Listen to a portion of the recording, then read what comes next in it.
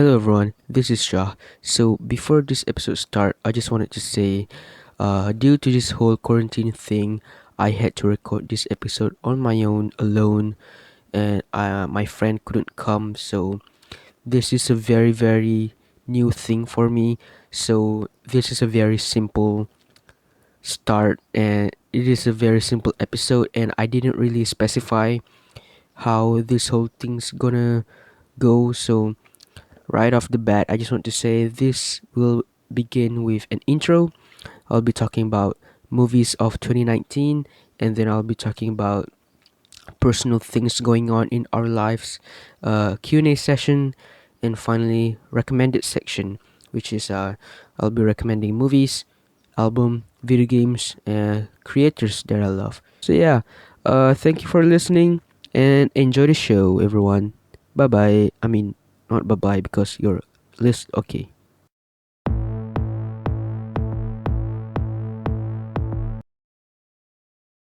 Welcome to the very first episode of Embrace Film Diary. The first episode will obviously be an audio podcast series starring me. We will be talking about movies, TV shows, video games, books, and everything relevant in pop culture.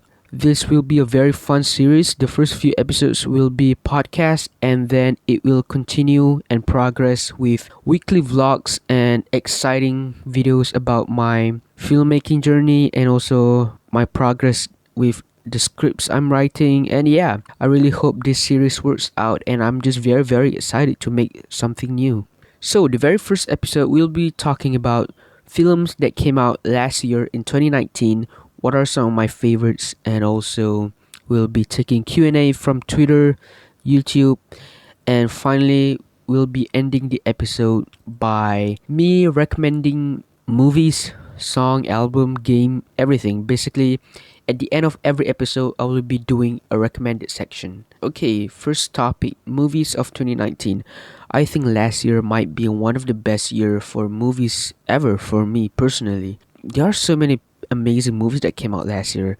Like, I'm very surprised that Parasite, a Korean movie, won Best Picture. I think this year's Oscars was very good, and I think compared to last year's Oscars, which was in my personal opinion was terrible, I think a lot of movies were just the nominees were just very underwhelming for me personally. And I think this year, with the inclusion of all movies last year, it was just a very good year. Parasite, Knives Out, Jojo Rabbit, freaking Avengers Endgame. Like the for blockbusters, it was a great year. For indie films, there were so many underrated gems that came out, like Uncut Gems. Ironically, Uncut Gems, The Farewell, Honey Boy. This I'm just naming some movies that I love from last year.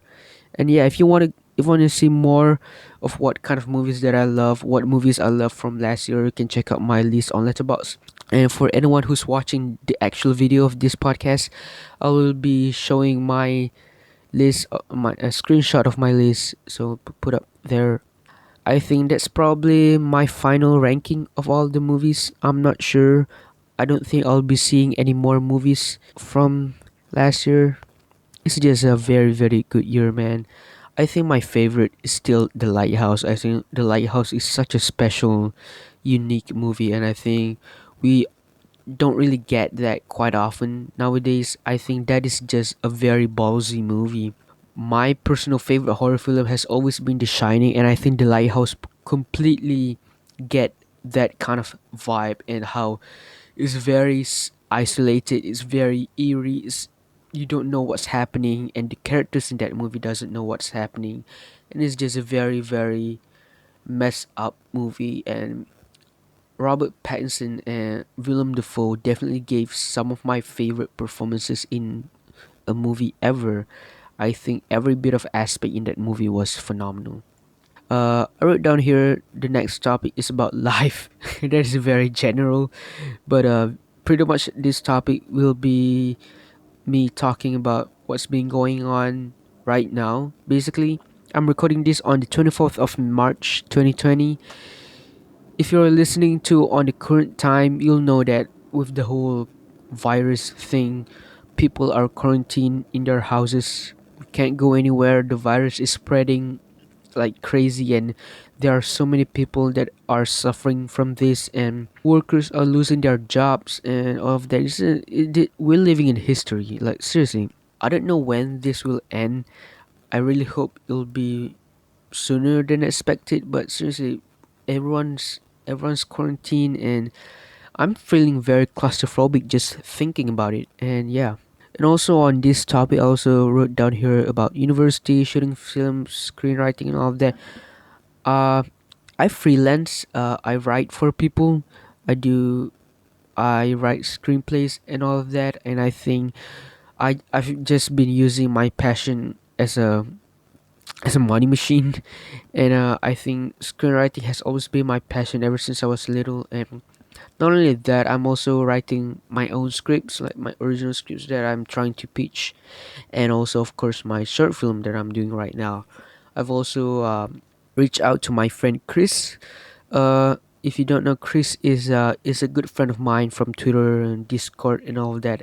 He will be helping me editing that short film, and he's pretty much a member, an official member of Embrace Film now, because he's been we've been talking a lot about writing and editing and whatnot. He's a good kid. Yeah, I love him.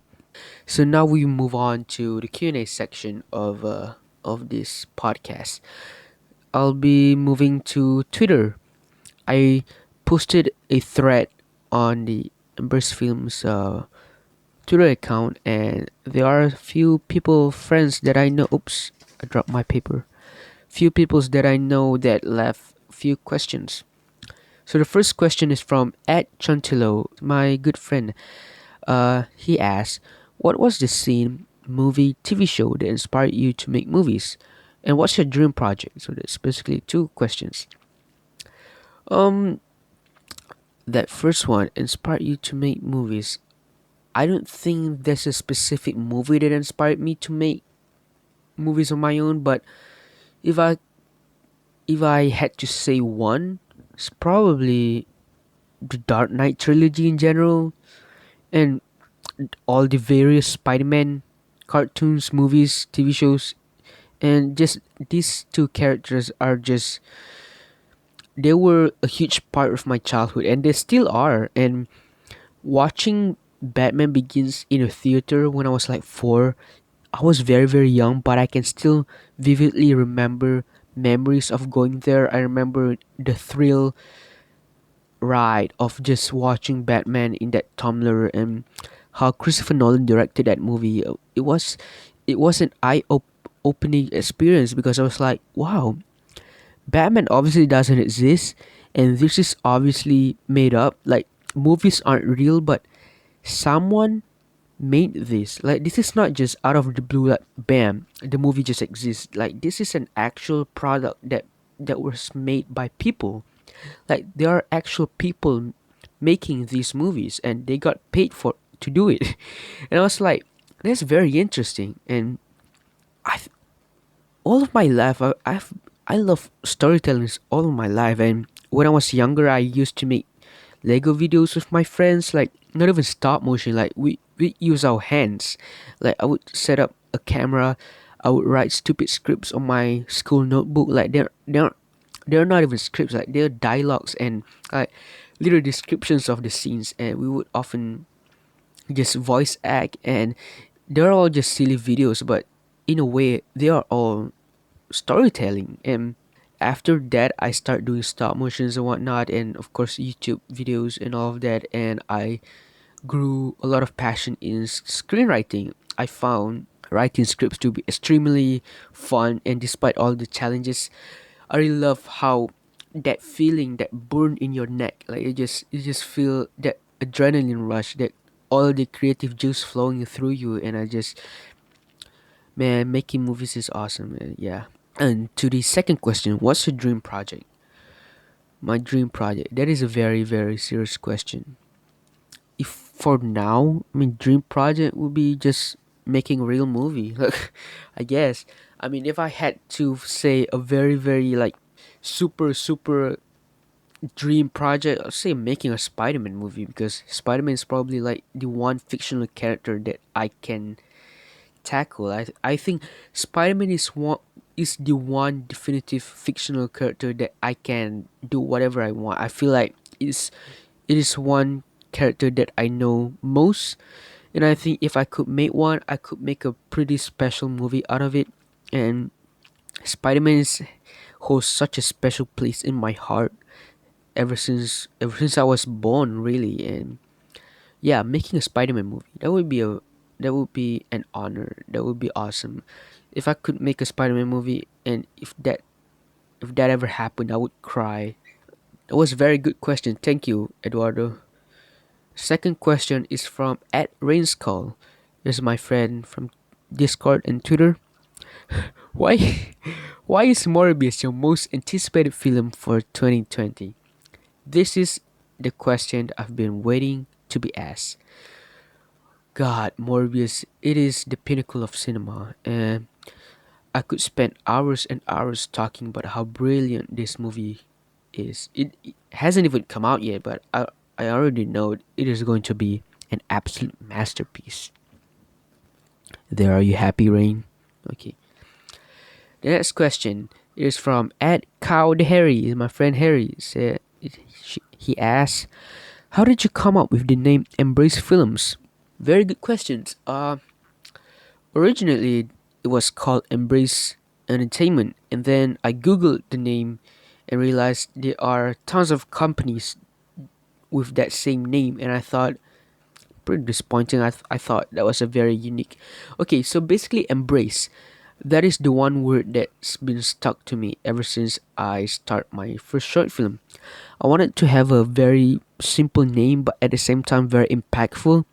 Like Marvel Comics, obviously Marvel Entertainment, like Marvel. That is a very very iconic name, and I wanted to make something that could that is just very simple and not pretentious like Embrace Films. You just tell that story you want to tell, write all of the stories you want to tell, and embrace it. The audience would embrace that story. You, as a director, as a writer, would embrace that story. Embrace. It's just a very simple word. I really don't have any, like, auteur cinematic meaning behind it. I think it's a very, very fitting name for a storytelling group. Is that a good answer? I think that's a good answer. Okay. Next question is from Chris at Krasinski. Uh, Obviously, our editor. He asked, if you're casting one of your scripts, who would you cast? Um, I guess if you're talking about casting a person for a character in one of my scripts, I think that's the question. Um, I'm currently writing a story about a visual effect artist that is also a superhero. It's not much a superhero story. It's more of a story about motherhood and a story about childhood and whatnot. But there are story elements. There are superhero elements involved in the script. Uh, for the actual for the actor that could play that character, I'm I've been thinking a lot about this, and I'm not sure who could play this character. But in my mind, I imagine someone like Tony Revolori, who played Lobby Boy in Grand Budapest Hotel. He also played Flash Thompson in Marvel's Spider-Man: Homecoming and Far From Home. I think he could be a very good, it could be a very fitting role for him for that character. I don't know. That was a very boring answer. I don't know. Casting is a very. I don't want to be a casting director. So if I ever become a real filmmaker, I'll leave that job to the casting director. There are so many awesome casting director out there. So yeah. So that is all for the Q&A session of this episode. So we'll wrap this episode by doing the recommendation. So the first recommendation from me is a movie. My recommendation for the week is Candyman, the original one. I finally watched this. I've known about this movie ever since like years ago because it is a very iconic horror movie, and Candyman is amazing. Tony Todd as the titular character is one of the best horror villain ever made. I'm not even exaggerating. I think his performance, his voice, his presence in that movie is downright remarkable, and I didn't expect to be so terrified of him. I thought that movie is perfect in every sense for that genre. It made it gave me chills every time he came onto screen. I'm very excited for the new one. I think it could be very good. So yeah, Candyman. And also I'll be recommending a song or an album. My recommendation would be Because the Internet by Childish Gambino or Donald Glover. Donald Glover or Childish Gambino is one of my favorite artists ever. I think he is a multi-talented person. He's a fantastic actor, amazing singer, amazing rapper, and an awesome comedian. I think he's so freaking talented, and I don't think there's one artist that I love more than him. I think, yeah, Because the Internet is a very good album. There are many songs there that I listen quite often and highly recommend it. For a video game, I haven't played a lot of video games lately, especially newly released games because I don't have any console and I only have a laptop that is almost 5 years old. Uh, I don't play any newly released game, but I do play a lot of games on PC and my laptop. My recommendation would be Half-Life 2. I know that is a very basic answer, but that is one of the best video games ever made. It is the pinnacle of single player experience, and I really wanted to replay it again. I think when by the time I upload this episode, I'm probably playing that game right now. Yeah, I've been wanting to replay that for so long. It's just one of the best pieces of storytelling ever made, and I know there's the new VR game that came out, Half-Life Alex. I don't have a VR set, but that looks super fun, and I don't think that is labeled as the third game. I think that's just a fun little spin-off, right? Yeah. Anyway, Half-Life 2. And finally, my recommendation would be for content creator, which is anything like from a YouTuber, comedian, or anyone who creates content. My recommendation of the week is Funhaus. Funhaus has been a very good channel that I've been watching ever since last year. I heard about them a couple years back because Rahul Kohli, which is an actor from iZombie and all that good stuff, he's been a guest star on that channel for many times, and that's how I found that channel. I wasn't a follower back then, but I forgot which video was it, but I started watching them on March 2019, and after that I found them to be very funny, and they make gameplay videos, but at the same time they also have movie podcasts, and most of the time their gameplay videos aren't so much about the games they're playing, but more of themselves because they are comedians and they're funny, especially Elise Williams, James Williams, Adam Kovic, Bruce Green. These are some of the most talented and funniest people I've ever seen, and all of the gameplay are just amazing. With that being said, that wraps up our first episode of Embrace Film Diary. I am very excited to continue this series, and I think this has potential to be a very fun one. And I hope with this little podcast, you get something out of it. I don't know how interesting this is, but I really can't wait to do more. And if you haven't subscribed to my channel, subscribe it. I'll be uploading more and more stuff soon. Next episode, we will be talking more interesting topics. Maybe we'll talk a bit more about my recommendation of this week, and we'll be we'll be doing pretty good. I hope you guys stay safe out there. And since you're quarantined, watch some good movies. Watch some of my recommended stuff. Listen to Gambino, play Half-Life 2, watch Funhaus. Funhaus has hundreds upon hundreds and thousands of videos, so you have a lot of time to burn. So yeah, thank you for listening or watching, and I'll be see you guys on the next episode. See you guys. Take care. Goodbye.